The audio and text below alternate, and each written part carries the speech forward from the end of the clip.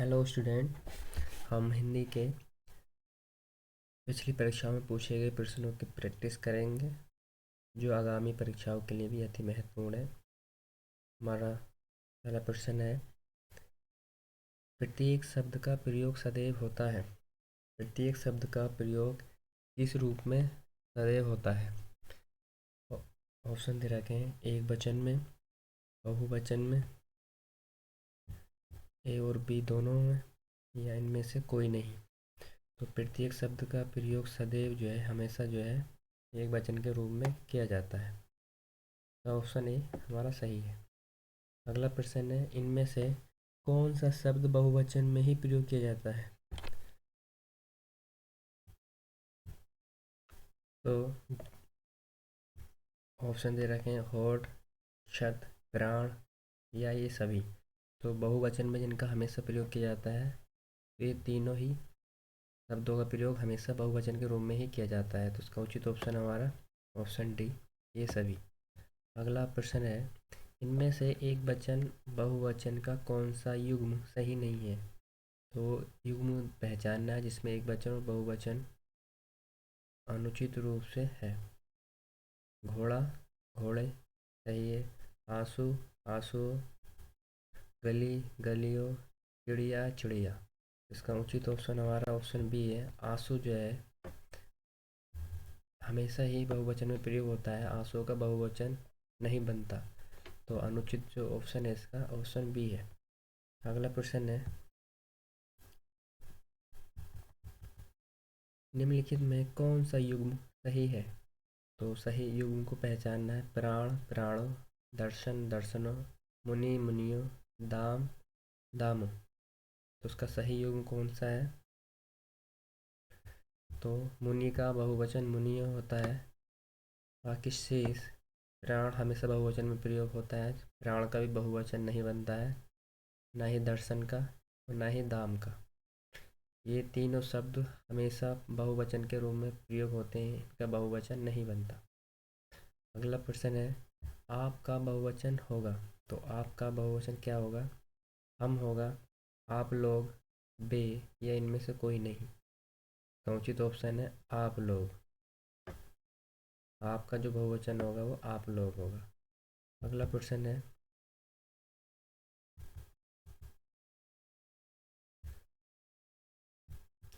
बहु शब्द का बहुवचन है। तो बहु का बहुवचन क्या होगा? बहुएं, बहु, बहु, या बहु। इसका उचित ऑप्शन हमारा कौन सा होगा? इसका उचित ऑप्शन हमारा ऑप्शन ए, बहुएं होगा। अगला प्रश्न है, भारतीय शब्द का बहुवचन है। भारतीय शब्द का बहुवचन क्या होगा? भारतीय होगा, भारतीय होगा, या भारतीय होगा, या भारतीय होगा। तो इसका उचित ऑप्शन है हमारा ऑप्शन बी, भारतीय उचित ऑप्शन है। अगला प्रश्न है, कागज का बहुवचन होता है। तो कागज का बहुवचन क्या होता है? कागजी होगा, कागजात होगा, कागजे होगा, या इनमें से कोई नहीं। तो इसका उचित ऑप्शन हमारा ऑप्शन बी होगा, कागजात। कागज का बहुवचन कागजात होगा। अगला प्रश्न है, चिड़िया का बहुवचन रूप होगा। तो चिड़िया का बहुवचन क्या होगा? चिड़िए होगा, चिड़ा होगा, या चिड़िया होगा, या चिड़िया होगा। तो इसका उचित ऑप्शन हमारा ऑप्शन सी, चिड़िया। अगला प्रश्न है, धेनु का बहुवचन रूप क्या होगा? तो धेनु का बहुवचन रूप को पहचानना है। धेनु होगा, धेनुन होगा, धेनुए, या धेनुए। तो इसका उचित ऑप्शन है हमारा ऑप्शन डी, धेनुए। अगला प्रश्न है, इनमें से आलू का बहुवचन रूप कौन सा है? तो इनमें से भालू का, सॉरी, भालू का बहुवचन रूप क्या होगा? भालू होगा, भालुओ होगा, भालुओ होगा, या भालुएं होगा। तो इसका उचित ऑप्शन है हमारा ऑप्शन सी, भालुएं होगा, भालुओ होगा। अगला प्रश्न है, इनमें से कौन सा शब्द सदा एक वचन में प्रयुक्त होता है। सदा एक वचन में प्रयोग होगा तो वो शब्द पहचानना है। नारी होगा, दही, आंसू या कोई नहीं। तो इसका उचित ऑप्शन है हमारा दही। दही को हमेशा हम एक वचन में प्रयोग होता है। तो जितने भी द्रव्यवाचक या द्रव वस्तु होती हैं वो हमेशा एक वचन में ही प्रयोग में लाई जाती हैं। ये हमें ध्यान रखना विशेष रूप से। द्रव्य वस्तु हमेशा एक वचन में ही प्रयोग होती है लगभग। इनमें से कौन सा शब्द सदा बहुवचन में प्रयुक्त होता है? तो सदा ही बहुवचन में प्रयोग होगा। हवा, पानी, सोना या दर्शन। तो इसका उचित ऑप्शन है हमारा ऑप्शन डी, दर्शन।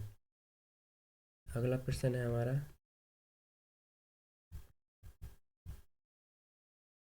व्याकरण में वचन का सही अर्थ क्या है?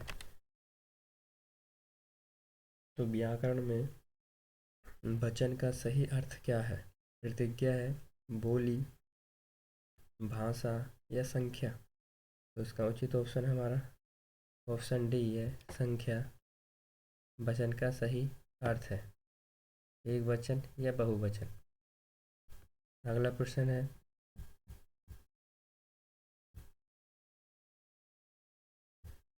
हिंदी में वचन कितने प्रकार के होते हैं? वचन कितने प्रकार के होते हैं? नदी, 3, 2 या 5। तो वचन दो प्रकार के होते हैं, एक वचन और बहुवचन।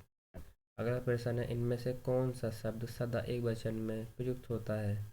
तो वह शब्द पहचानना जो हमेशा एक वचन के रूप में ही प्रयोग होता है। नदी, पानी, पर्वत, बाल। तो इसका उचित ऑप्शन है हमारा ऑप्शन बी, क्योंकि मैंने बताया कि द्रव्यवाचक जितने पदार्थ होते हैं वह एक वचन में ही प्रयोग किए जाते हैं। अगला प्रश्न है, इनमें से कौन सा शब्द सदा बहुवचन में प्रयुक्त होता है? भक्ति है, शिशु है, किताब है या प्राण है। इसका उचित ऑप्शन है हमारा ऑप्शन डी, प्राण जो है हमेशा बहुवचन के रूप में ही प्रयोग किया जाता है। अगला प्रश्न है, हिंदी में वचन कितने होते हैं? तो ये हमने बताइए हमको ऑप्शन ए, दो होते हैं, एक वचन और बहुवचन। अगला प्रश्न है, नदी शब्द का बहुवचन रूप क्या होगा? तो नदी शब्द का बहुवचन रूप क्या होगा? नदी होगा, नदियाँ होगा, नदियाँ या नदियों। तो इसका उचित ऑप्शन है हमारा कौन सा उचित ऑप्शन होगा? तो हमारा ऑप्शन बी, नदियाँ। अगला प्रश्न है, वधु शब्द का बहुवचन है। तो वधु शब्द का बहुवचन क्या होगा? वधु, वधुएं, वधुओं या बहुएं। तो इसका उचित ऑप्शन हमारा कौन सा होगा? तो ऑप्शन हमारा बी, वधुएं। अगला प्रश्न है, तिथि शब्द का बहुवचन है। तिथि शब्द का बहुवचन क्या होगा? तिथि होगा, तिथियां होगा, तिथियां या इनमें से कोई नहीं। तो ऑप्शन सी, तिथियां। अगला प्रश्न है, आंसू का बहुवचन क्या होगा? तो आंसू शब्द का बहुवचन क्या होगा? आंसू होगा, आंसुए है होगा या आंसू होगा या इनमें से कोई नहीं। तो इसका उचित ऑप्शन है हमारा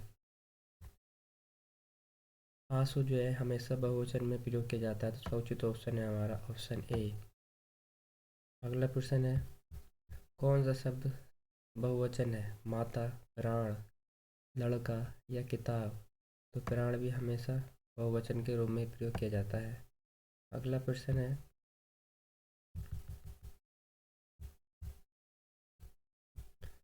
बात शब्द का बहुवचन रूप क्या होगा? तो बात शब्द का बहुवचन रूप क्या होगा? बातें होगा, बातों होगा, बाताएं होगा या कोई नहीं। उसका उचित ऑप्शन हमारा ऑप्शन ए, बातें।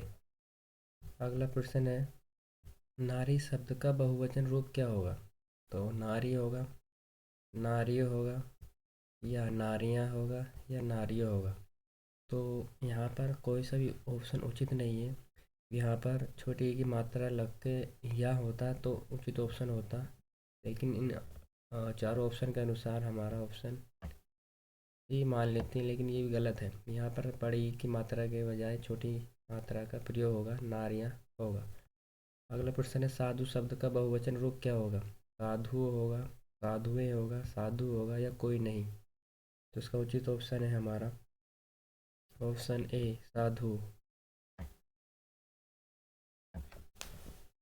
अगला प्रश्न है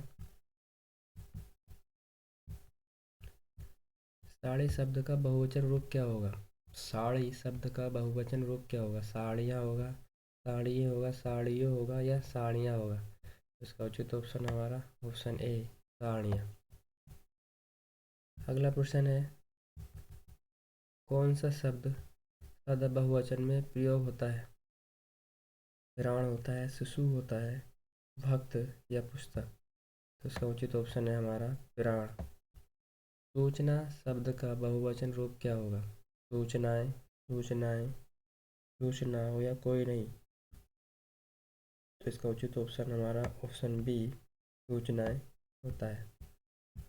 अगला प्रश्न है निर्देश 1 से 3 पुल्लिंग स्त्रीलिंग के जोड़े में कौन सा जोड़ा सही नहीं है? तो कौन सा जोड़ा सही नहीं वो पहचानना है। तो पहला प्रश्न है बालक बालिका सही है, गूंगा गूंगी सही है, नर नारी सही है, माली मालिन ये अनुचित है। इसका उचित ऑप्शन हमारा ऑप्शन बी सही है। भगवान भागवती, गधा गधी, देव देवी, नाला नाली। तो इसका अनुचित ऑप्शन हमारा पहले ही गलत है। भगवान का होता है भगवती, देव देवी होता है, गधा का गधी होता है, नाला का नाली होता है। अगला प्रश्न है हिरण का हिरनी, पुत्र पुत्री, तनुजा तरुणी, लाला लालाइन। तो इसका उचित अनुचित ऑप्शन हमारा ऑप्शन सी, तनु का तनुजा होता है। अगला प्रश्न है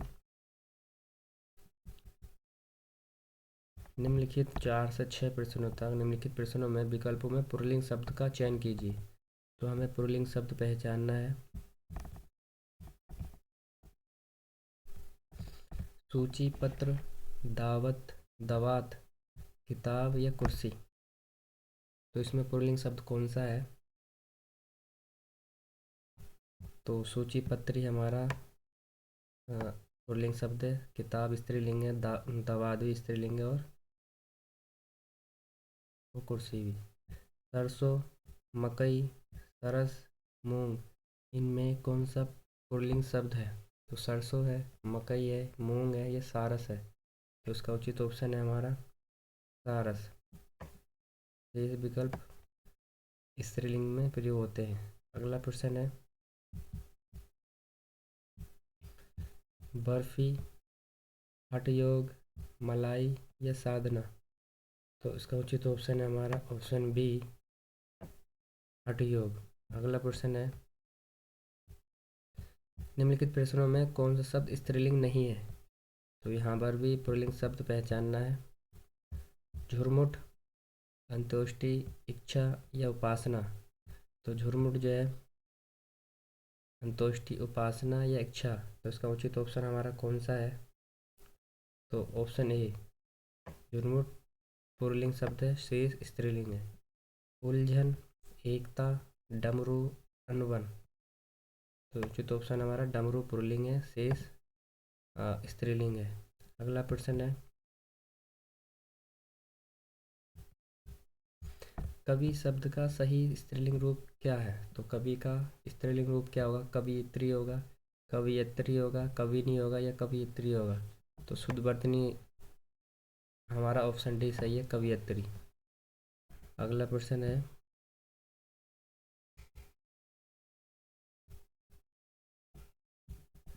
निम्नलिखित शब्दों में से कौन सा शब्द पुल्लिंग है? तो पुल्लिंग देखना है हमें दया, घुटना, जड़ता या बुढ़ापा। तो शब्दों में कौन सा शब्द पुल्लिंग है? तो पुल्लिंग पहचानना है। तो घुटना भी पुल्लिंग है, बुढ़ापा भी, जड़ता भी। तो यहाँ पर ये पूछा गया है कि स्त्रीलिंग कौन सा है। तो ऑप्शन हमारा ए, शेष पुल्लिंग शब्द है। यहाँ पर ये पुल्लिंग के स्थान पर स्त्रीलिंग होना चाहिए था। अगला प्रश्न है निम्नलिखित में से स्त्रीवाचक शब्द कौन सा है? बाला है, छात्र है, महाशय है या शिव है? तो स्त्रीलिंग हमारा बाला है।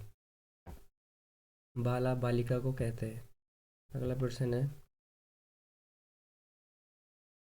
लिंग में हिंदी में लिंग कितने प्रकार के होते हैं? तो हिंदी में लिंग दो प्रकार के होते हैं, स्त्रीलिंग और पुल्लिंग। अगला प्रश्न है, सुंदर शब्द का स्त्रीलिंग क्या है? सौंदर्य है, सौंदर्यता है,